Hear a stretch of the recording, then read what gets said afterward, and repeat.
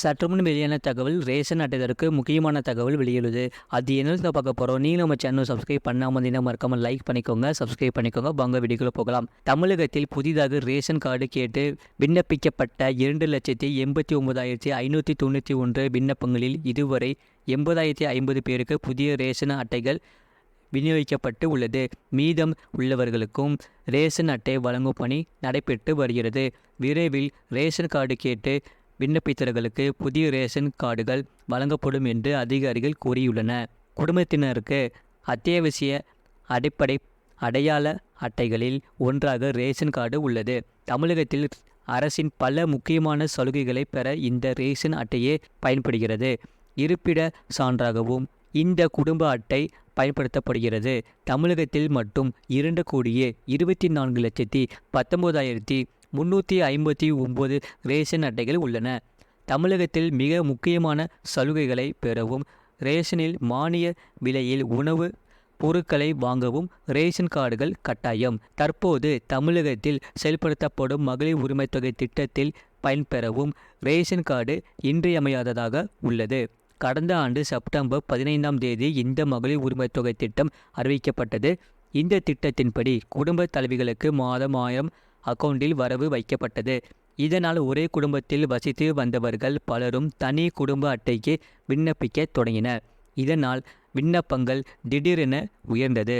இதையடுத்து இந்த பணிகள் தற்காலிகமாக நிறுத்தி வைக்கப்பட்டது. இதனால் புதிதாக விண்ணப்பித்தவர்களுக்கு ரேஷன் அட்டைகள் கிடைக்காமல் இருந்தது. இதனைத் தொடர்ந்து புயல் மற்றும் கனமழை பாதிக்கப்பட்ட மாவட்டங்களில் ரேஷன் கார்டு கேட்டு விண்ணப்பித்தவர்களுக்கு புதிய ரேஷன் கார்டுகள் வழங்கப்பட்டன. அதன்படி 2024ஆம் ஆண்டு மார்ச் மாதம் 45,509 குடும்ப அட்டைகள் விநியோகம் செய்யப்பட்டது. அதனால் லோக்சபா தேர்தல் காரணமாக மீண்டும் புதிய ரேஷன் அட்டைகள் வழங்குவது நிறுத்தப்பட்டது. தேர்தல் பணி முடிந்த பிறகு ரேஷன் கார்டுகளை வழங்குவதற்கான பணிகள் தொடங்கின. இதன்படி புதிதாக ரேஷன் கார்டு கேட்டு வந்த 2,89,591 விண்ணப்பங்களில் 1,22,000 விண்ணப்பங்களுக்கு ஒப்புதல் அளிக்கப்பட்டது. இதில் 80,050 குடும்ப அட்டைகள் வழங்கப்பட்டு விட்டது. விண்ணப்பங்களை பரிசீலித்து தகுதியற்ற விண்ணப்பங்கள் நிராகரிக்கப்பட்டன. இதில் கிட்டத்தட்ட 1,00,000 விண்ணப்பங்கள் நிராகரிக்கப்பட்டனர். மேலும் 68,291 விண்ணப்பங்களை சரிபார்க்கும் மற்றும் கள ஆய்வுகள் செய்யும் பணி நடைபெற்று வருகிறது. விரைவில் புதிய குடும்ப அட்டைக்கு விண்ணப்பித்தவர்கள் அனைவருக்கும் குடும்ப அட்டைகள் வழங்கப்படும் என்று அதிகாரிகள் தெரிவித்தனர்.